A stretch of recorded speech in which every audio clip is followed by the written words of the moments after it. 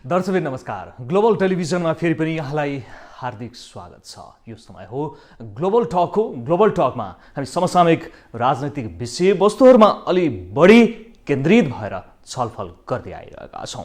राजनीतिक जुन वस्तुस्थिति छ यो राजनीतिक ध्रुवीकरणमा गइरहेको अवस्था आएको छ, किनकि राजनीतिक दलका नेताहरू एकले अर्कोको नेतृत्व स्वीकार्न नसकेका कारणले गर्दाखेरि आफ्नै कित्ता बनाउँदै अघि बढेको जस्तो पनि देखिन्छ। चाहे त्यो नेकपा एमाले होस्, चाहे माओवादी केन्द्र होस्, चाहे नेपाली कांग्रेस होस्, यी सबै प्रमुख राजनीतिक दलमा यसो हेर्ने हो भने सरसर्ती सबैजना चाहिँ एकले अर्काको नेतृत्व स्वीकार नसकेकै कारणले गर्दाखेरि विद्रोह गर्ने अवस्थामा पनि देखिन्छन्, किनकि पार्टी फुटको दिशातर्फ निरन्तर रूपमा अघि बढिरहेको जस्तो देखिन्छ।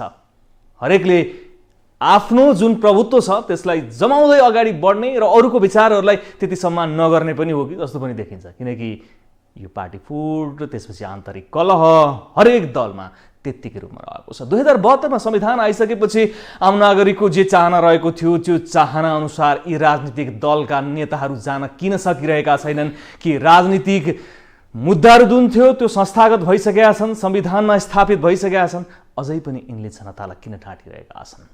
र विशेष गरी आज हामी फोकस हुँदैछौँ यी राजनीतिक दलका भातृ संगठन विद्यार्थी नेताहरूले के सोचिरहेका छन् त। यो माउ पार्टीहरूको जुन तछाड मचाड छ यसमा कसरी अगाडि बढिरहेका छन्। घरि पार्टी जुट्नुपर्ने अवस्था छ, घरि पार्टी फुट्छ, फेरि पनि फुट्नुपर्ने अवस्था छ।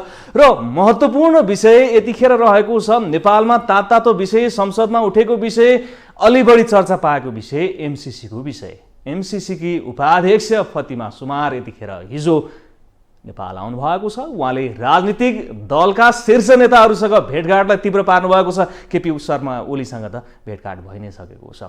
यो बीचमा विद्यार्थी संगठनका भूमिका के हुन सक्छ र विद्यार्थी संगठनले चाहिँ के धारणा बनाएको छ, हामी यही विषय पर आज कुरा गर्छौँ। हामीसँग कुराकानी गर्नको लागि स्टुडियोमा उपस्थित हुनुहुन्छ अनेरा सोभियुका अध्यक्ष ऐन महर्ज्यू। यहाँलाई हार्दिक स्वागत छ। नमस्ते, धन्यवाद। मैले सुरुमा भने जुट्नुपर्ने फुट्नुपर्ने माउ पार्टीहरूले तनाव दिएछन् है यहाँहरूलाई। मैले तपाईँको भूमिका सुनिराखेँ। त्यसमा अब दुई तीनवटा विषय तपाईँले एकदम जोडका साथ उठाउनु भयो। त्यो विडम्बना छ नेपालको राजनीतिको है। स्वाभाविक रूपमा लामो समयदेखि लामो चाहिँ सङ्घर्षका पश्चात हामीले एउटा राजनीतिक परिवर्तन हासिल गऱ्यौँ, उपलब्धिहरू हासिल गऱ्यौँ।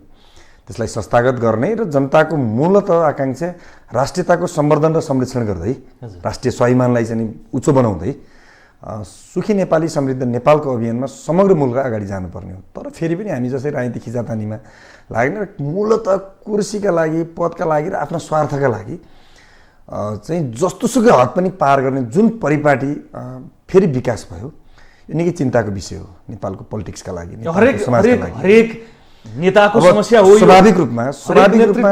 स्वाभाविक रूपमा अब पार्टीमा त्यस्ता खालका चाहिँ घटनाक्रमहरू घट्दै गएपछि त्यसको असर समाजमा पर्छ, देशमा पर्छ भने भातृ संगठनमा त पर्ने नै भएन। त्यस कारण त्यसको असर पर्छ नै। अब समस्या त मूलत अब यो एउटा कल्चर पनि हो क्या। कल्चर अब कसरी हामी आयौँ भन्ने कुरा हो होइन। हामी यस्तै कल्चरबाट आयौँ, तर अब यो कल्चरलाई हामीले चाहिँ रूपान्तरण गर्नुपर्ने हो पोजिटिभ कल्चरतिर। मतलब देशको विकासमा, देशको हितमा, जनताको हितमा हामीले यसलाई अगाडि बढाउनु पर्नेमा त्यहाँ काहीँ न कहीँ नेतृत्व दलहरू चुकेको देखिन्छ। र मूलत खास गरिकन पछिल्लो समय अब हाम्रो जियो पोलिटिक्सको कुरा पनि हो। हामी यस्तो जियो पोलिटिक्सको अवस्था, यस्तो चाहिँ भौगोलिक अवस्थामा छौँ कि अब एकातिर चाइना, एकातिर भारत, तपाईँ त्यो लक गरे जस्तो छौँ हामी होइन। बन्द कोठाभित्र जस्तो छौँ, त्यो चाहिँ सफोकेसन हुने जसरी छौँ। त्यसको पनि असर छ। फेरि लामो समयदेखि अब राजनीतिक अस्थिरता पनि भयो। त्यसपछि मुलुक पछाडि पनि पर्यो, जसका कारणले अविकसित रह्यो, गरिब भयो होइन। जसका कारणले हामी अरूमा धेरै लामो समयदेखि आश्रित हुँदै रहँदै आउनु पर्यो। यसका पनि केही असरहरू अहिले पनि बासिटाहरू देखा परिरहेका छन्। त्यस कारणले मुलुकको राजनीति अस्थिर बन्ने, तरल चाहिँ राजनीतिक अवस्था सिर्जना हुने। भनेपछि यो तरलतालाई ठोसमा बदल्नको लागि नेतृत्व गर्ने क्षमता भएन यी राजनीतिक दलका नेताहरू। नेतृत्व गर्ने क्षमता छ, परिस्थिति मिलेको छैन। जस्तो दुई तीनवटा कारणले यो परिस्थिति सिर्जना भएको छ भन्ने लाग्छ। म तपाईँलाई अलिकति कारणतिर गएर यहाँ आउँला, बहसमा आउँला होइन। जस्तो पहिलो कारण तपाईँलाई थाहा छ कि नेपाल चाहिँ भूपरिवेष्टित राष्ट्र, तीनतिर इन्डियाले चाहिँ लक गरेको छ, एकतिर चाइनाले लक गरेको छ। र तपाईँलाई अहिले पछिल्लो समय म एउटा स्पष्ट के पार्न चाहन्छु भने पावर चाहे इकोनोमी होस् चाहे आणविक सबै खालको पावर सेन्टर चाहिँ एसिया बन्दैछ होइन। खास गरिकन भारत, चाइना होइन, जापान यी यस्ता खालका मुलुकहरू अब जुन एक प्रकारको युरोपतिरको चाहिँ इकोनोमी अथवा सेन्टर पावर सेन्टर चाहिँ त्यो एसियातिर होइन पूर्वतिर सर्दैछ र यो कुरा पश्चिमाहरूलाई चित्त बुझिराखेको छैन र खास गरिकन इन्डिया र चाइनालाई उनीहरूले नजिकबाट त्यो यसरी चाहिँ ग्रो अप गरेको चित्त बुझेको छैन होला होइन। त्यस कारण त्यो इन्डिया र चाइनालाई नजिकबाट अध्ययन गर्ने स्टडी गर्ने सेन्टर के हो? नेपाल हो। त्यस कारण नेपालमा फेरि पोलिटिकल स्टेबिलिटी भयो, नेपाल चाहिँ दरिलो आफ्नो खुट्टामा उभिने बन्यो, यसको चाहिँ राम्रो ढङ्गले चाहिँ पोलिटिक्स अगाडि बढ्यो भने उनीहरूले आफ्नो स्वार्थमा नेपालको भूमिलाई अथवा नेपाललाई प्रयोग गर्न सक्दैनन्। त्यस कारणले यहाँ पोलिटिकल इन्स्टेबिलिटी तरलता उनीहरूले खोजिरहन्छन्। त्यसका लागि पश्चिमाहरू केही साम्राज्यवादीहरू अमेरिकीहरू यसका लागि कारक छन्। एउटा कुरा। दोस्रो कुरा, हाम्रो दक्षिणी मुलुकले पनि नेपाललाई राम्रो हुन चाहँदैन होइन, एकदम स्थिरता होस् भन्ने चाहिरहेको, स्थिरता होस् भन्ने चाहँदैन। उसले आफ्नो चाहिँ मुठीभित्र आफ्नो कब्जाभित्र नेपाल भइरहेको होस् भन्ने उसले चाहन्छ र नेपालमा पोलिटिकल स्टेबिलिटी भयो, यहाँ चाहिँ राम्रो किसिमले मुलुक अगाडि बढ्यो होइन, आफ्नो चाहिँ खुट्टामा आफै उभिएर अगाडि बढ्यो भने उसलाई टाउको दुख्न थालिहाल्छ। त्यसको असर पर्छ र त्यसपछि के गर्छ त भन्दा नेपालमा को हुन् त अनस्टेबल मान्छेहरू, लोभी को हुन्, अनस्टेबल मान्छेहरू को हुन् होइन। कसलाई समाउँदाखेरि माफ गर्नु होला, कसलाई समाउँदाखेरि आफ्नो उद्देश्य पुरा गर्न सकिन्छ भन्दा ती शक्तिहरूले समाउँछन्। अझ अर्को तपाईँलाई म भनौँ, खास गरी नेपालमा जस्तो पछिल्लो समय कम्युनिस्ट आन्दोलन जसरी विकास भयो होइन, खास गरी कम्युनिस्ट पार्टीप्रतिको मान्छेहरूको बुझाइ के थियो भने पुँजीवादीहरूले, साम्राज्यवादीहरू र दलालहरूले कसरी कम्युनिस्ट पार्टीलाई बुझ्ने, यी अधिनायकवादी हुन्छन्, यी जनताको कुरा सुन्दैनन् होइन, यी चाहिँ जनताबाट चाहिँ अनुमोदित हुँदैनन्, अधिनायकवादी हुन्छन् भन्ने जुन प्रकारको हौवा र भ्रम फिजाइएको थियो, त्यसलाई नेपालको कम्युनिस्ट आन्दोलनले चाहिँ त्यसलाई भ्रम हो भन्ने कुरा स्थापित गर्थ्यो। जनताको मतबाट पनि कम्युनिस्ट पार्टी सरकारको नेतृत्व गर्न सक्छ, झनै 2/3 बहुमत ल्याउन सक्छ र चाहिँ जनअनुमोदित भएर सरकारको नेतृत्व गर्न सक्छ र समाजवादमा फर्क मार्न सक्छ भन्ने कुरालाई चाहिँ एउटा म्यासेज हामीले दिँदै थियौँ होइन। जुन कुरा चाहिँ अन्तर्राष्ट्रिय कम्युनिस्ट आन्दोलनलाई पनि एउटा पाठ हुनेवाला थियो र विश्वका पुँजीवादीहरू हल्लिँदै थिए नेपालको कम्युनिस्ट आन्दोलनबाट।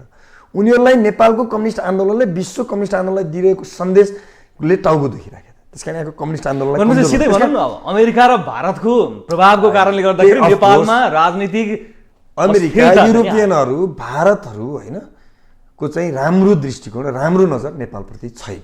तर हामीले त्यो अवसर किन दियौँ त? त्यही भन्दैछु। त्यस कारणले फेरि पनि मैले पनि मार्क्सवादले के भन्छ भने हरेक घटनाको मूल कारण आफैमा अन्तर्निहित हुन्छ होइन।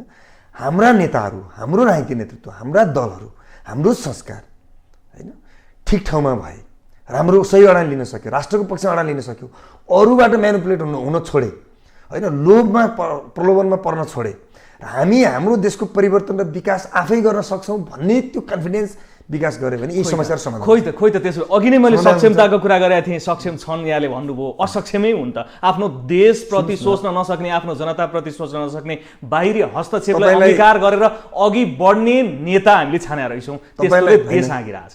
सुन्नुहोस्, यो डेमोक्रेसी हो होइन। डेमोक्रेसीमा सबैका विचारहरू, सबैका मनहरू, सबैका भावनाहरू एउटै हुँदैन, विविधता हुन्छ होइन। जब हामी सामाजिक रूपमै विविधतामा एकता खोजिरहेका छौँ भने विचारमा पनि विविधतामा एकता खोज्ने हो हामीले। त त्यसकारण हामी चुनावमा गइसकेपछि विभिन्न खालका मान्छेहरू निर्वाचित भएर आउँछन् होइन। एउटै पार्टीभित्र फरक पार्टी हुँदैन, एउटै पार्टीभित्र पनि कति फरक खालका मान्छेहरू रहेछन् नि त। हामीले कति बृहत्तर चाहिँ नेपालको हितका लागि, नेपाली जनताको, नेपाल देशको हितका लागि कम्युनिस्ट आन्दोलनको एकता गरेका थियौँ। तर त्यसलाई त तुहाइदियो विदेशीहरूको योजनामा, हाम्रै मान्छेहरू प्रयोग भएर तुहाएन। फेरि उनीहरू आएर तुहाएको होइन नि, यहाँ चाहिँ चुडेको, कसैलाई धम्काएको, थर्काएको केही गरे होइन नि। उनीहरूले योजना बनाए, षड्यन्त्र गरे, यहीँका मान्छेहरू परिचालित गरे, उनीहरूले पैसा पठाइदिए, यिनीहरू यहीँका मान्छेहरू परिचालित भए, कम्युनिस्ट आन्दोलन फुट्यो, विभाजित भयो, कम्युनिस्ट पार्टीको चाहिँ नेतृत्वको सरकार चाहिँ ढल्ने स्थितिमा पुग्यो। त्यस कारणले मैले भन्न खोजेको कुरा के हो भने अहिले कस्तो भयो भने नीति र एउटाको भयो होइन, मतलब सोच विचार एउटा पार्टी, एउटा नेताको भयो, नेतृत्व अन्तै गयो। विदेशी प्रभावको प्रयोग हुने व्यक्तिका रूपमा कसलाई चित्रण गर्नुहुन्छ? यहाँ दुई पक्ष छ, केपी शर्मा ओलीज्यूको सत्ता बहिर्गमन हुनुमा केपी शर्मा ओली प्रतिगमनका रूपमा चाहिँ अघि बढ्नुभयो, संविधान नमानेर संविधानलाई कोल्याप्स गर्ने दिशातर्फ जानुभयो भनेर एक पक्ष भन्छ, माधव कुमार नेपाल र प्रचण्डको पक्ष होइन। अब प्रचण्ड पक्षले जे भन्नुहुन्छ त्यसको ठ्याक्कै अपोजिट चाहिँ नि ल यी चाहिँ नि विदेशी मतियारहरूको चाहिँ नि प्रभावमा परेर यो सरकार चाहिँ हेर कम्युनिस्टको 2 तिहाईको सरकार ढाल्ने अवस्थामा पुर्याइदिए भन्छन्। यहाँले के देख्नुहुन्छ? सुन्नुहोस् न, यो चाहिँ 21 शताब्दीको प्रविधिको युग हो होइन। हामी विज्ञान तथा प्रविधिको युगमा विज्ञानमा हामीले तथ्यहरू खोज्नु पर्दछ, प्रमाणहरू खोज्नु पर्दछ र व्यवहार अन्तिम सत्य हो हैन। मुखले के भन्यो, शब्दहरू कस्ता प्रयोग गर्यो, भाषा कस्तो प्रयोग गर्यो, यो इट डजन्ट म्याटर, यो ठुलो कुरा होइन। जनता फेरि यति मूर्ख छैनन्। जनताले मान्छेले बुझ्ने भनेको तथ्य, प्रमाण, व्यवहार हो है। अब फेरि घाम जत्तिकै छर्लङ्ग छ नि विषयवस्तु त, यहाँ केही भन्नुपर्ने छ र। अहिले तपाईँले म त काठमाडौँको धुमराईमा होइन यो स्टुडियोमा बहस छलफल गरिरहेका छौँ। हामीले नबुझ्ने त कुरै छैन। तर म सुन्न म चाहन्छु बझाङको मान्छे, बझाङको काँडा गाउँपालिका, सैपाल गाउँपालिका भन्ने एकदमै दुर्गम पर्छ, झन्डै 3500 मिटर हाइटमा पर्छ त्यो होइन। झन्डै 1467 स्क्वायर किलोमिटर छ क्या त्यसको एरिया मात्रै पनि। भक्तपुरकै झन्डै 95 कति त्यति ठुलो छ। त्यहाँको मान्छेले पनि अहिले नेपालको राजनीतिका बारेमा छ्याङ्ग बुझेको छ क्या। को मान्छेका कारणले नेपालको राजनीति कुन दिशामा गइरहेछ भन्ने कुरा बुझेको छ। तर पनि तपाईँले प्रश्न सोधेपछि मैले भन्न पर्यो होइन। एकदम घाम जत्तिकै छर्लङ्ग के छ भने काङ्ग्रेसका बारेमा केही भनिरहनै परेन। काङ्ग्रेसलाई धेरै राम्रोसँग बुझेका छन् मान्छेले। काङ्ग्रेस आफ्नो खुट्टामा उभिने पार्टी नै होइन होइन। खालि यो चाहिँ नेपालको हितमै चाहँदैन, नेपाल विदेशबाटै पछाडि। त्यस कारण हिजो चुनावमा जनताले यसलाई पछारेकै हुन् होइन। अहिले जनताले पछारेको म्यान्डेट बिना, जनादेश बिना उसले चाहिँ परमादेशबाट सरकारको नेतृत्व गरिराखेको। यदि उसँग नैतिकता थियो भने त यो 5 वर्ष ऊ प्रतिपक्षमै बस्नु पर्थ्यो। कुनै पनि हालतमा काङ्ग्रेस सरकारको नेतृत्व गर्नु। तर ऊ नेपालका लागि, नेपाली जनताका लागि, नेपाल देशको हितका लागि काम गर्ने पार्टी नै होइन। त्यसकारण ऊ विदेशीहरूको इसाराबाट चल्छ, उनीहरूको लागि काम गर्छ। यो पछिल्ला घटनाक्रमहरूले देखाइरहेको छ, म त्यता जान्न। र मूलतः जनताले विश्वास गरेका होइन, जनताले अलिकति आशा गरेका, जनताले परिवर्तनको अपेक्षा गरेका पार्टी र नेताहरू उनको कम्युनिस्ट पार्टीहरू हुन्, कम्युनिस्ट पार्टीका नेताहरू हुन्। र यो पार्टीभित्र जसरी होइन, जसरी चाहिँ यो चाहिँ एक प्रकारको घुसपैठ होइन, एक प्रकारको घुसपैठहरू भयो, खास गरी प्रचण्ड र माधव नेपालले होइन। प्रचण्ड र माधव नेपालले कम्युनिस्ट आन्दोलनलाई विसर्जन गर्ने, देशलाई घात गर्ने, आन्दोलनलाई भनेर गर्व गर्नुहुन्छ। कसरी संविधान बचाउनु भयो उहाँले? त यति बेतुका कुरा, यति मूर्खतापूर्ण कुरा, यति बहुलठीपन कुरा उहाँले गरिरहनु पनि पुस 5 मा हेर्नुहोस् त विघटन गरिदिएको हुँदा खाँदाको संसदलाई किन विघटन गरिदिए? आन्तरिक कारण, आन्तरिक कम्युनिस्टको सरकार ढल्न आँट्यो अथवा मेरो सत्ताबाट बहिर्गमन हुन आँट्यो? मेरो एमालेको होइन, मेरो होइन, नेकपा। त्यतिखेर त नेकपा थियो। म फेरि पनि तपाईँलाई स्पष्ट पार्छु, कमरेड केपी ओलीलाई सत्ताको नेतृत्व गर्ने कुराको कुनै पनि चिन्ता थिएन, छैन र हुँदैन पनि होइन। केपी ओली मात्रै एउटा यस्तो नेता हुनुहुन्छ यो देशमा जसलाई वास्तवमै यो देशको कम्युनिस्ट आन्दोलनको, नेपाली जनताको, राष्ट्रिय स्वाभिमानको, राष्ट्रिय स्वाधीनताको चिन्ता छ, मनदेखि नै, ओठमा होइन। र त्यसका लागि जस्तो सुकै चुनौतीको पनि सामना गर्न तयार हुनुहुन्छ। दुईटा कारणले पुस 5 मा संविधान के अरे संसद विघटन भएको थियो। पहिलो कुरा, जुन उद्देश्यका साथ नेपाली जनताले कम्युनिस्ट पार्टीलाई बहुमत दिएका थिए, झन्डै 2/3 बहुमत दिएका थिए, 5 वर्ष स्थिरताको पोलिटिक्स, स्थिरता ल्याऊ, सुखी नेपाली समृद्ध नेपालको अभियानलाई अगाडि बढाऊ होइन। त्यो काम गर, तिमीहरूले राष्ट्रियताको जोगाऊ, राष्ट्रिय स्वाभिमानको रक्षा गर भनेर जुन म्यान्डेट दिएका थिए त्यतातिर गएन परिस्थिति। परिस्थिति कहाँ गयो त? लान नसक्नु कमजोरी पनि त उहाँकै हो नि। नेतृत्व उहाँ, झन्डै 2/3 सरकारको नेतृत्व गर्ने प्रधानमन्त्री उहाँ, नेकपाको अध्यक्ष उहाँ मात्र हुनुहुन्थ्यो। नेकपाको अध्यक्ष 2 जना थिए नि त। फेरि सुतेको मान्छेलाई पो बिउजाउन सकिन्छ भने जब सुतेको एक्टिङ गरेको मान्छेलाई जति गरे पनि बिउजाउन सकिँदैन नि। जब उद्देश्य नै, नियत नै, योजना नै फरक राखेर जो चाहिँ पदका लागि मात्रै, खुसीका लागि मात्रै जे गर्न पनि तयार छ, मान्छे मार्न पनि तयार छ, मान्छेलाई जे गर्न पनि तयार छ, व्यवस्था मास्न पनि तयार छ, भाषणहरू देखिया छैनन् र कमल प्रचण्डका। त्यस कारणले त्यहाँ होइन एउटा त्यो उद्देश्य पुरा नहुने भइसकेपछि होइन, त्यो म्यान्डेट विपरीत भयो, जनादेश विपरीत भयो। त्यस कारण नयाँ जनादेशमा जानुपर्छ भन्ने कुरा हो। दोस्रो कुरा, अब यो संसदले सही दिशा दिन सक्दैन। यो संसदले जनताका पक्षमा, देशका पक्षमा काम गर्न सक्दैन। किन त भन्दा यो त्रिसङ्घको संसद हो। एउटै पार्टी चाहिँ पार्टीको नेतृत्वको सरकारका विरुद्धमा पार्टीभित्रबाटै अविश्वासको प्रस्ताव दर्ता हुन्छ संसदमा होइन। त्यसपछि यहाँ पुग्यो भने त परिस्थिति कहाँ पुग्यो हेर्नुहोस् न। यो चाहिँ यति राजनीतिक खिचातानी गर्नुपर्ने बेला थियो कि देशको विकास गर्ने बेला थियो। जनताले देशको विकास चाहेका थिए। तर यो खालको राजनीतिक खिचातानी एउटा भनाइ छ कि एक कदम मैले पछाडि हटिदिँदाखेरि मुलुक र जनताको लागि राम्रो हुन्छ भने केपी शर्मा ओलीले नै एक स्टेप किन ब्याक हट्ने? कसका लागि हट्ने? कसैलाई पद किस्तीमा दिनका लागि? कम्युनिस्ट पार्टी जोगाउनको लागि, नेकपा जोगाउनको लागि। कम्युनिस्ट पार्टी निरपेक्ष रूपमा जोगिने होइन नि, उद्देश्यका लागि जोगिन्छ नि। निश्चित उद्देश्यका लागि, लक्ष्यका लागि, देशका लागि, जनताका लागि, आन्दोलनका लागि जोगिने हो नि। कोही व्यक्तिको पदका लागि, कोही व्यक्तिलाई चाहिँ नेता के अरे प्रधानमन्त्री बनाउनका लागि कम्युनिस्ट पार्टी जोगाउने हो र? किन चाहियो त्यस्तो कम्युनिस्ट पार्टी? कोही मान्छेलाई प्रधानमन्त्री मात्रै बनाउनका लागि, कोही मान्छेलाई चाहिँ ठुलो मान्छे मात्रै बनाउनका लागि, कोही मान्छेका अवसरहरू पूर्ति गर्नका लागि मान्छे, कोही मान्छेका आसेपासेलाई मात्रै भर्ती गर्नलाई किन कम्युनिस्ट पार्टी जोगाउनु पर्यो? कम्युनिस्ट आन्दोलन त्यसका लागि होइन। जनताका लागि होइन, देशका लागि, जनताका लागि, मुलुकका लागि कम्युनिस्ट पार्टी हो, कम्युनिस्ट आन्दोलन हो। त्यसका लागि सरकार हो। जब त्यो हुँदैन भने केही पनि जरुरी छैन। पार्टीहरू भनेका, नेताहरू भनेका त देश र जनताका लागि हो नि। अनि सरकार हाल्दै गर्दाखेरि के विषयमा ओलीज्यूले म आउँदै थिएँ, तपाईँलाई म त्यहाँ आउँछु। त्यस कारणले चाहिँ यी दुईटा कारण थिए होइन। यो संसदले सही ढङ्गले अगाडि बढ्न सक्दैन भन्ने विश्वास थियो। त्यसैले अर्को तपाईँले कुरा के हो भने तपाईँले संवैधानिक कुरा गर्नुभयो। त्यति यद्यपि सरकार अदालतले त्यसलाई असंवैधानिक भनौँ र संसद पुनर्स्थापना गरिदियो, तर एउटा ओल्ड वाइड हामीले चाहिँ अलिकति प्र्याक्टिसलाई पनि हेर्नुपर्छ। अन्तर्राष्ट्रिय प्र्याक्टिसहरू, पार्लियामेन्ट्री सिस्टमका इन्टरनेसनल प्र्याक्टिसहरू के हुन्, स्ट्यान्डर्ड नर्म्सहरू के हुन् त भन्दा सामान्यतया तपाईँले हेर्ने हो भने पार्लियामेन्ट्री सिस्टममा पार्लियामेन्टले जनताको पक्षमा सरकारलाई सहयोग गर्न सक्दैन होइन, सरकार अगाडि बढ्न सक्दैन भने त्यो पार्लियामेन्टलाई डिजल्भ गर्न सक्छ प्राइम मिनिस्टरले। जस्तो अहिले इजरायलमा 2 वर्षमा 4 पटक पार्लियामेन्ट डिजल्भ गरेर चुनाव भयो। अस्ति मात्रै चाहिँ युकेमा पनि भयो। तपाईँले पार्लियामेन्ट्री सिस्टम भएका ठिक छ, सबै विकल्पहरू समाप्त भइसक्यो भने त्यसमा हामी फेरि चुनावमा जान सक्छौँ। राजनीतिक स्थिरताका लागि, देशको विकासका लागि होइन, पुरानो जनादेश अनुसार अगाडि बढ्न नसकेका कारणले जुन जनादेश थियो त्यो जनादेशको चाहिँ सम्मान नभएपछि पार्टी एकता गर। जनादेशको मतलब के थियो? वाम गठबन्धन थियो र पार्टी एकता गर है, एउटै पार्टी बनाऊ। त्यसकारण अनुमोदन गरे हो नि त्यो वाम गठबन्धनलाई। त्यसपछि स्थिरता ल्याऊ, त्यसकारण अनुमोदन गरे हो नि। हामीले के भन्यौँ चुनावमा? हामी राजनीतिक स्थिरता ल्याउँछौँ। राजनीतिक अस्थिरताका कारणले देश विकास भएन। 9 महिना 6 महिनामा सरकारहरू परिवर्तन भए। 5 वर्ष हामी एउटा सरकार दिन्छौँ, त्यसकारण हामीलाई मत देऊ, बहुमत देऊ हामीले भन्यौँ। त्यसलाई अनुमोदन गरे जनताले। हामी कम्युनिस्ट पार्टी एकता गर्छौँ, एमाले माओवादी मिलाउँछौँ र बृहत्तर कम्युनिस्ट आन्दोलन निर्माण गरेर राष्ट्रिय स्वाधीनताको रक्षा गर्छौँ होइन, देशको विकास गर्छौँ, सामाजिक न्याय स्थापना गर्छौँ। समाजवादतिर हामी जुन संविधानले प्रदत्त जुन व्यवस्था, समाजवाद उन्मुख संविधान प्रदत्त व्यवस्था छ नि, त्यसलाई हामी कार्यान्वयन गर्छौँ, कानुनहरू निर्माण गर्छौँ।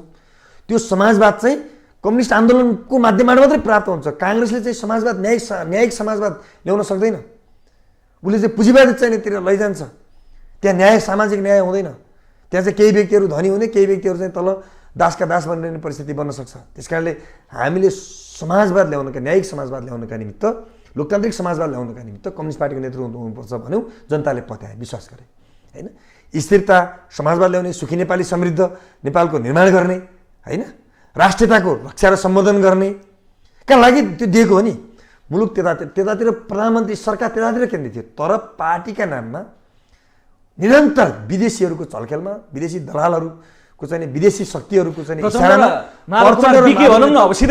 र माधव नेपालले निरन्तर पार्टीमा असहयोग गर्नुभयो। अध्यक्षको, प्रधानमन्त्रीको खुट्टा तान्ने काम गर्नुभयो, हरेक ठाउँमा हल अड्काउने काम गर्नुभयो, जसका कारणले परिस्थिति त्यहाँ पुग्यो।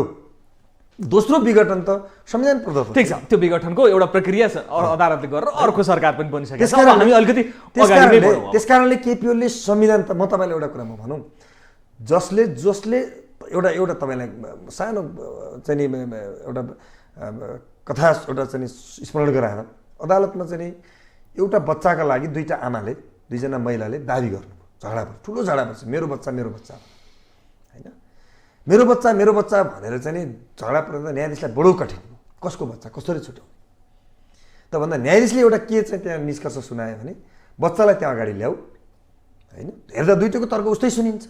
मेरो हो भन्छ जसले पनि, मैले पालेको, मैले हुर्काएको बच्चा मेरो हो भन्छ, विभिन्न तर्क दिन्छन्। न्यायाधीशलाई बडो अप्ठ्यारो भइसकेपछि उनले एउटा जुक्ति के निकाल्यो भने त्यो बच्चालाई अगाडि मगाए, अनि तरबार एउटा मगाए र उनले के भन्यो भने यो बच्चालाई, अब मलाई बडा गाह्रो भयो कसको बच्चा भनेर छुट्याउन होइन, यो बच्चालाई ठिक 2 टुक्रा पारेर 2टालाई आधा एउटा टुक्रा 2टै आमालाई दिएर पठाइदियो भनेर उनले त्यहाँ त्यो जुक्ति लगाएर त्यो कुरा गरिसकेपछि जब ल्याएर बच्चालाई काट्न तयारी गर्यो, अनि जो रियल आमा थियो नि उसले चाहिँ भयो बच्चा काट्न पर्दैन, बच्चा उसको, उसैलाई देऊ, सिँगै बच्चा देऊ उसलाई भन्नु। त्यसपछि अब न्यायाधीशलाई फैसला गर्न सजिलो भयो। के भयो त भन्दा बच्चा त जो आमाले बच्चा काट्नु पर्दैन, जिउँदै उसको उसलाई देऊ भन्नुको मतलब उसको त बच्चाको जीवन चाह्यो नि। बरु मसँग नहोस् तर बच्चा बाँचोस् उसले चाहेको नि। त्यसपछि बच्चा न्यायाधीशलाई फैसला सजिलो भयो, जसले त्यो भन्यो त्यसैलाई बच्चा दिनुभयो। त भन्दा जसले संविधान बनायो, यो संविधानको जन्मदाता हो केपी ओली। काङ्ग्रेस खुट्टा कमाइराखेको थियो, प्रचण्ड त संविधान चाहँदैन थिए, मधेसवादीहरू त संविधान जलाएको होइन।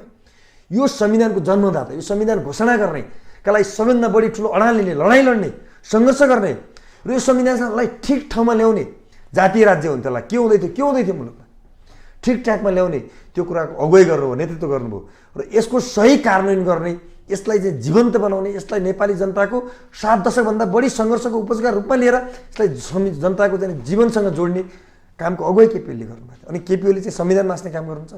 यिनलाई त संविधानको होइन, देशको माया छैन, संविधान त धेरै पर कुरा होस्।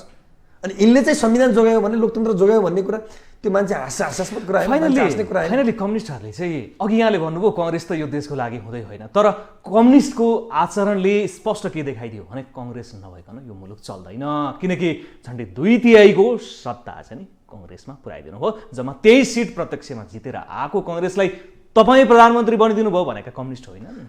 कम्युनिस्टहरू यो मुलुकमा कम्युनिस्टले राज्य हाँक्न सकेनन् भनेर स्पष्ट देखाइदिएको मैले भने भने कम्युनिस्टले कहाँ भन्यो? कम्युनिस्टको खोल ओढेका केही गद्दारहरूले, केही दलालहरूले, केही आत्मसमर्पणवादीहरूले, जसले कम्युनिस्ट आन्दोलनलाई विसर्जन गर्न खोज्दैछन्, नयाँ केशरजङ रायमाझीहरू बन्दैछन्, उहाँहरूले त्यो काम गर्नुभयो। कम्युनिस्टले कहिले त्यस्तो गर्दैन। कम्युनिस्ट त एउटा स्वाभिमानी हुन्छ होइन।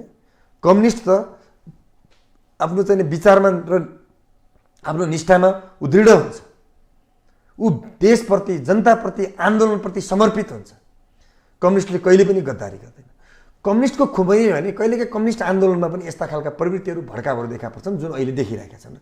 छिट्टै जनताले यो प्रवृत्तिलाई, कम्युनिस्ट आन्दोलनमा हुर्केको यो प्रवृत्तिलाई, यी भड्काहरूलाई, यी चाहिँ गद्दारहरूलाई छिट्टै ठेगा लाउँदैछन्। त तपाईँले देखिरहनु भएको छ कति प्रयास गर्यो नेकपालाई चाहिँ होइन कब्जा गर्ने, तर एउटा परिस्थिति निर्माण भयो, एमाले र माओवादी छुट्यो, कम्युनिस्ट आन्दोलनको मूलधार जोगियो।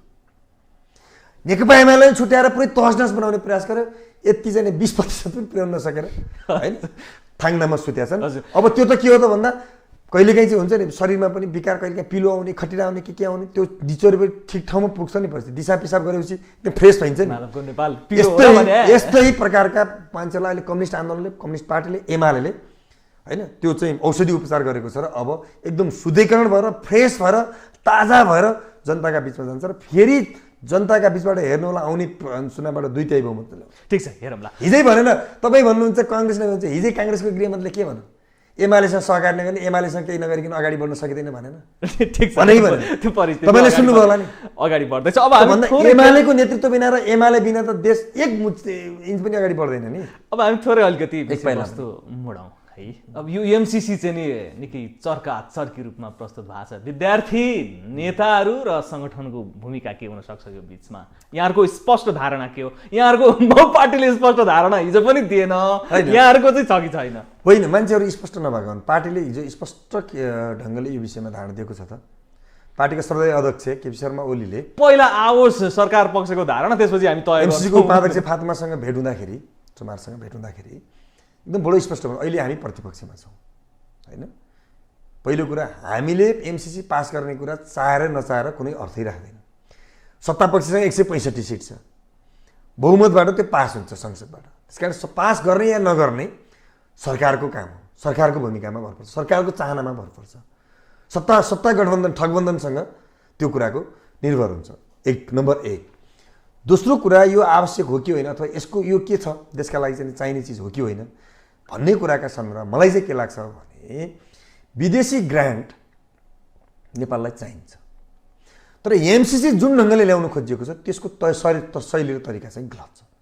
यस्ता ग्रान्टहरू त धेरै आयो नि त नेपालमा पहिला, एमसीसी जस्ता चाहिँ अनुदानहरू त धेरै आयो, तर सबै संसदमा लगेर पास गरिएन नि। त त्यो ग्रान्ट लैजाऊ र संसदबाटै पास गर भन्नुका पछाडि चाहिँ अलिकति नेपाली जनताहरूले शङ्का गरेका यो शङ्का सही छ जनताको होइन। त्यस कारणले र यसमा चाहिँ केही भनेका कुराहरू, अब नेपालको कानुनभन्दा माथि कानुनसँग बाजीमा चाहिँ नेपालको कानुन चाहिँ निष्प्रभावी हुने, के विभिन्न खालका कुराहरू, अडिट गर्न नपाउने भन्ने जस्ता के कुराहरू छन् भन्ने छ। त यस्ता कुराहरू हो भने त यो त गम्भीर कुरा हो। त्यसैले मैले अघि पनि भने यो एमसीसी जुन किसिमले यो चाहिँ नेपालको विकासका लागि, नेपालको चाहिँ हितका लागि, नेपाली जनताको चाहिँ आवश्यकताका लागि ल्याउने भन्दा पनि यस्तै रोइलो मचाउनका लागि विभिन्न ढङ्गले उचालिएको प्रोभोक गरेको चिज हो। तर त्यसैले थपक्क लगाएर जब यति बहस भइसक्यो, यति विषय भइसकेपछि अब हाम्रो कुरा चाहिँ के छ भने यसमा चाहिँ अब गर्ने काम त सरकारले हो हैन, के गर्छ हामी भोलि हेरौँला। तर अहिले यथास्थितिमा यसलाई पास गरेर जाने कुरा ठिक रहन्छ। तर जवाफ पनि दिइसकेको छ, 11 बुँदाहरूको प्रश्न सोधेर पठाइदियो बेकार कुरा त्यसको जवाब पनि यो त झुक्याउने खेल हो जनतालाई, बेकार कुरा हो। संशोधन स्ट्राटेजी अन्तर्गतको होइन, यो चाहिँ सैन्य संगठन अन्तर्गतको होइन भनेर पनि स्पष्ट पार्न खोजेको छ। कुरा लेखेको कुरा त फरक कुरा हो नि, लेखेको कुराको एउटै सत्य होला नि त, सम्झौतामा लेखिएका कुरा त सत्य हुन् नि त। यहाँलाई लाग्छ यो आइपिएस अन्तर्गतको स्ट्राटेजी हो कि होइन होला, किनकि नियतमा मात्रै शङ्का छ, स्पष्ट रूपमा आइपिएस अन्तर्गतको यो स्ट्राटेजीमा अमेरिकी एमसीसी पर्छ कि पर्दैन भन्ने कुरा महत्त्वपूर्ण रूपमा हुन आउँछ। यहाँ अमेरिकन एम्बासीले पोर्साल त्यसलाई स्पष्ट पारेको होइन र यो विषयमा, त्यो पनि मौखिक रूपमा मात्रै गरे उनीहरूले, लिखित रूपमा चाहिँ त्यो पनि स्पष्ट रूपमा त हाम्रो एमसीसी सम्झौतामा लेखिएको कुरा त भएन, त्यो लेखेको छ नि। तर अमेरिकन एम्बासीले त्यो कुरा त स्पष्ट पारेको छ नि त, यसमा विषय मैले किन धेरै भन्नु पर्यो, त्यो हो भनेर हामीले विश्वास गर्छौँ। त मूलत कुरा के हो भने म तपाईँलाई अझ एउटा कुरा अब 2 लाइनमा भन्छु नि यस विषयमा, धेरै बहस गर्नुभन्दा पनि विदेशी ग्रान्ट नेपाललाई चाहिन्छ। अहिले हामी यस्तो अवस्थामा छौँ, विदेशी ग्रान्ट, विदेशी सहयोग, विदेशी अनुदान, वैदेशिक ऋण नलिकन हामीले देशको विकास र उन्नति गर्न सक्दैनौँ। यसमा एकदम हामी प्रष्ट हुनुपर्छ। तर त्यो वैदेशिक सहयोग होस् या अनुदान होस् या ऋण होस्, जेसुकै भयो नेपालको हितमा, नेपाली जनताको हितमा र नेपालको आवश्यकता अनुसार र नेपालले चाहेर नेपालले भने बमोजिमको हुनुपर्छ। केपी शर्मा ओलीज्यू अरूको चाहेको अरूले भने बमोजिम त्यो हुँदैन। केपी शर्मा ओलीज्यू प्रधानमन्त्री हुँदै गर्दाखेरि एमसीसीको विषयमा म सकारात्मक छु, प्रचण्डज्यू र शेरबहादुरज्यू के हो थाहा भएन भन्ने अभिव्यक्ति दिनुभएको थियो कि होइन। सरकार अब प्रतिपक्षमा जाने बित्तिकै फेरि यहाँले भने जस्तै फेरिएको छैन। सरकार भनेको अविच्छिन्न उत्तराधिकारी हो।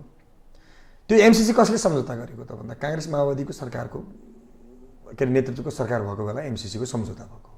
त्यसमा एमालेको त कुनै भूमिका छैन नि त, केपी ओलीको त कुनै भूमिका छैन नि त। त्यो विषय त यति धेरै किन बहसमा विषय आयो, यति धेरै विवादमा किन आयो जब त्यसलाई संसदमा लगिने भयो होइन, अनि नै यो विषय बहस विवाद भयो। योभन्दा पहिला जस्तो योभन्दा पहिला यस्ता सम्झौताहरू धेरै थुप्रै योभन्दा बढी राष्ट्रघाती सम्झौताहरू पनि भएका छन् नि यो देशमा। सरकारले कति बेला कहाँ कहाँ जस्तो इन्डिया प्रत्येक पटक देशको प्रधानमन्त्री इन्डियामा जाँदाखेरि खबरदारी गर्नु पर्थ्यो होइन, कति कुनै देशमा जाँदाखेरि कस्ता कस्ता खालका सम्झौताहरू भएर आयो नि, ती विषयहरूमा बहस विवाद छलफल भएन। तर एमसीसीका बारेमा धेरै बहस हुनुका पछाडिको कारण के थियो भने त्यो संसदमा गएका कारणले, संसदबाट पास गर्नुपर्छ भनेका कारणले नेपाली जनताले यसलाई शङ्कास्पद दृष्टिकोणले हेरेका हुन्। फेरि अर्को सत्य कुरा पनि के हो भने जो संसदबाट गइसकेपछि त कानुनको रूपमा त्यो अगाडि बढ्छ, पास भइसकेपछि कानुन भन्छ नि, त्यो नीति भन्छ नि, ऐन भन्छ नि सरकार। त त्यसकारण त्यो सम्झौता भनेका ऐन कानुन होइनन् नि, ऐन कानुन मातहतका हुन् नि तिनीहरू। त्यस कारणले यो चाहिँ नेपाली जनताको जुन आशंका छ, गम्भीर यसप्रतिको जुन सचेतना छ, यो जायज छ। हाम्रो कुरा किन हाम्रा राजनीतिक दलका नेताहरू ती कुराहरूमा अग्रसर भइरहेका छन्, किन अमेरिकाप्रति यति लिप्त भइरहेका छन्, किन फातिमा सुमारजी नेपाल आउनुभयो एउटा सानो प्रोजेक्टको लागि? यो गलत कुरा हो।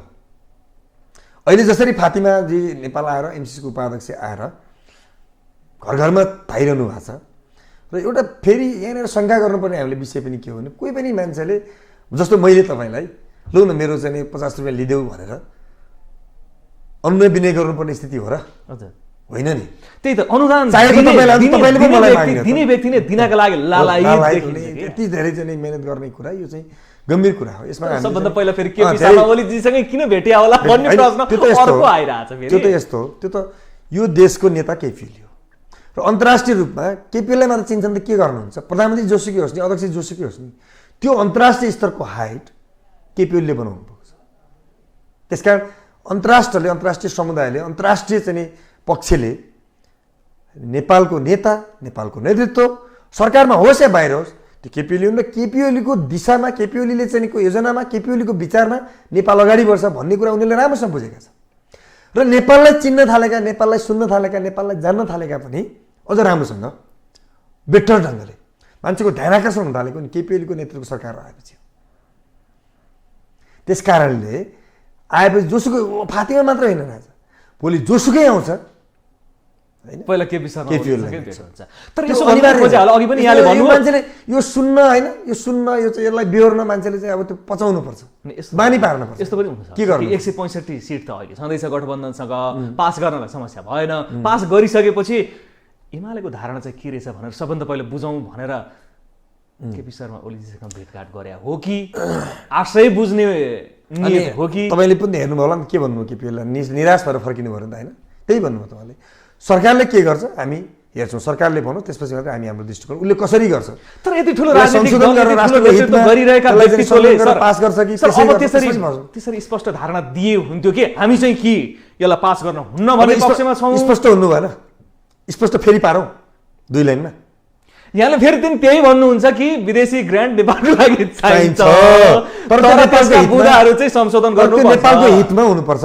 नेपाली जनताको हितमा हुनुपर्छ त एमसीसीका सन्दर्भमा पनि सरकारको कोर्टमा बल तर छ अमेरिका त्यसलाई संशोधन गर्ने त्यही त पक्षमा भन्नु छैन सरकारको कोर्टमा बल छ उसले कसरी यसलाई पास गर्छ कि फेल गर्छ उसको हातमा छ पास नेपाली जनताको हितमा नेपालको हितमा नेपालको स्वाभिमानको पक्षलाई चाहिँ राष्ट्रिय स्वाभिमानलाई र सार्वभौमसत्तालाई अचुल राख्ने गरी त्यो पास हुन्छ भने त्यसलाई नेकपा एमाले हामी सबैले समर्थन गर्छौँ त्यो नेपालको हितमा छैन नेपाली जनताको हितमा छैन हाम्रो सार्वभौमसत्तालाई त्यसले सम्मान गर्न सकेको छैन हाम्रो चाहिँ नि स्वाधीनताको हाम्रो चाहिँ नि राष्ट्रियताको त्यसले चाहिँ नि सम्मान गर्न सकेको छैन भने त्यसको विरोध गर्छौँ हामी क्लियर छ भने योभन्दा प्रश्न हुनुपर्ने केही छ र भनेपछि यथास्थितिमा पास भएको नेकपा एमालेलाई चित्त बुझ्दैन हामी डिक्लेयर भयौँ क्लियर होइन अब पास भयो रे संसदबाट के गर्छ त्यही त भने त एमाले के गर्छ आन्दोलन गर्छ यथास्थितिमा पास भयो भने त्यसलाई अस्वीकार गरिन्छ जनताका बिचमा भण्डाफोर गरिन्छ आन्दोलन पनि गर्नुपर्ने हो आन्दोलन गरिन्छ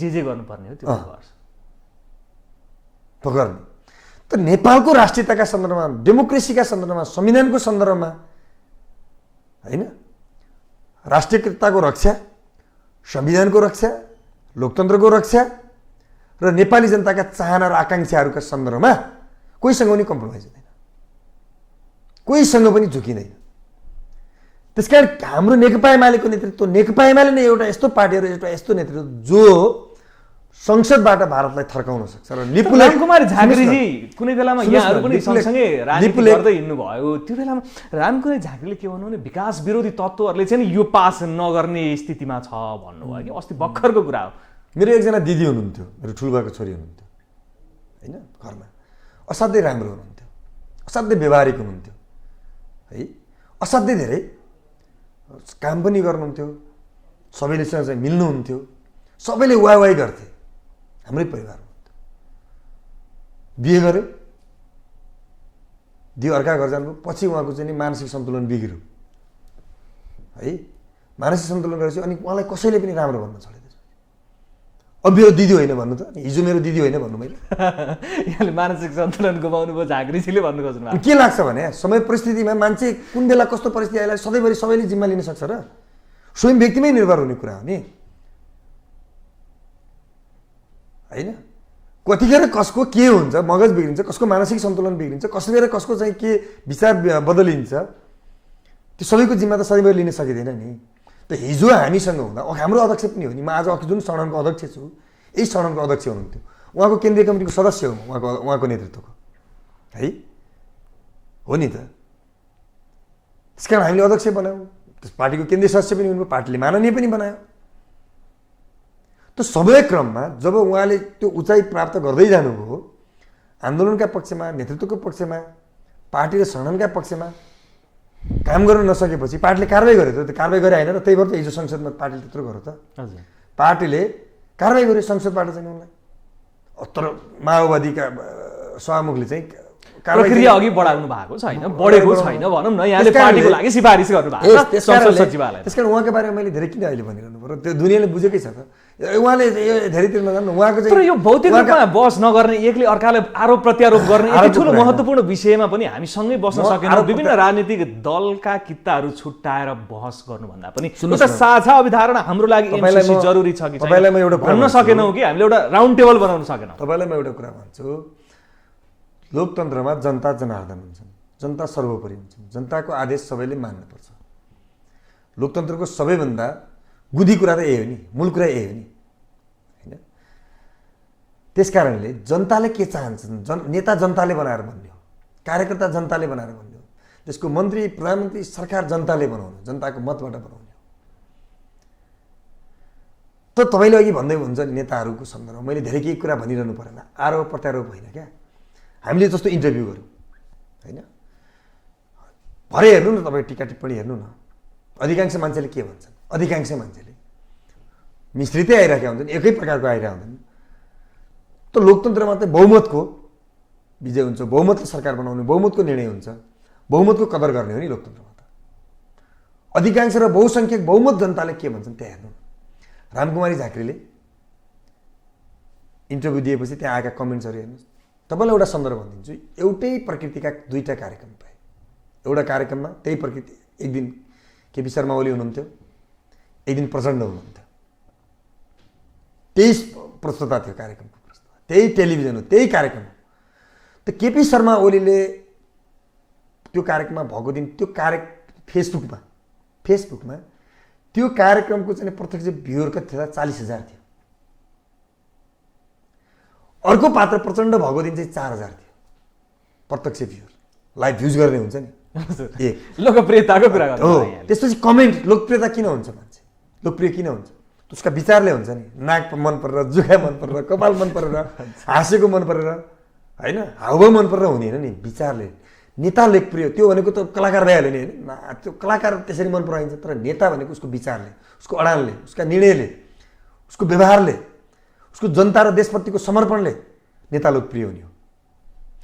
त्यसपछि त्यहाँ कमेन्ट थिए होइन, 10,000 भन्दा कमेन्ट थिए, मोर देन 98%ले पोजिटिभ कमेन्ट गरेका थिए केपी ओलीको इन्टरभ्यू। यता प्रचण्डकोमा 5-7 हजार कति कमेन्ट थिए, मोर देन 98%ले गाली गरेका थिए। जनताको भटिक चाहिँ हो। हजुर, अब हामी अन्तिममा भनिसौँ। त्यसकारणले जनता नै सर्वोपरि हुन् र अब आउने, त्यसकारणले जनादेशमा जानुपर्छ छिटो। अब चाहिँ मुलुकमा फेरि अस्थिरता भयो, मुलुकले फेरि गलत ट्र्याक लियो, जनताको चुनावमा जानुपर्छ भन्ने अझै पनि अवधारणा त्यही नै अफकोर्स हामी त चुनावको लागि तयार छौँ त। मुलुक अहिलेको अवस्थाले यो पुरानो जुन म्यान्डेट छ, यो म्यान्डेट पुरानो भयो, यसले चाहिँ सही ट्र्याकमा यो हिँडेन, यो चाहिँ राजनीतिक चलखेल गर्ने, राजनीतिक अस्थिरता सिर्जना गर्ने एउटा माध्यम बन्यो। नयाँ फ्रेस म्यान्डेट जरुरी छ मुलुकका लागि, मुलुकको अग्रगतिका लागि, प्रगतिका लागि, विकासका लागि, समृद्धिका लागि, राष्ट्रियताको सम्वर्धनका लागि। अब यस्तो सरकार चाहिँ के गर्नुहुन्छ भने कि अब जनादेशबाट बनेको सरकार त दृढतापूर्वक लिपुलेक हाम्रो हो, कालापानी हाम्रो भन्छ नि त। तर यो प्रमादेशबाट बनेको सरकारले जयसिंह धामी चाहिँ तुइन चुडाले मार्दा पनि त्यो प्रश्न गर्न सक्दैन।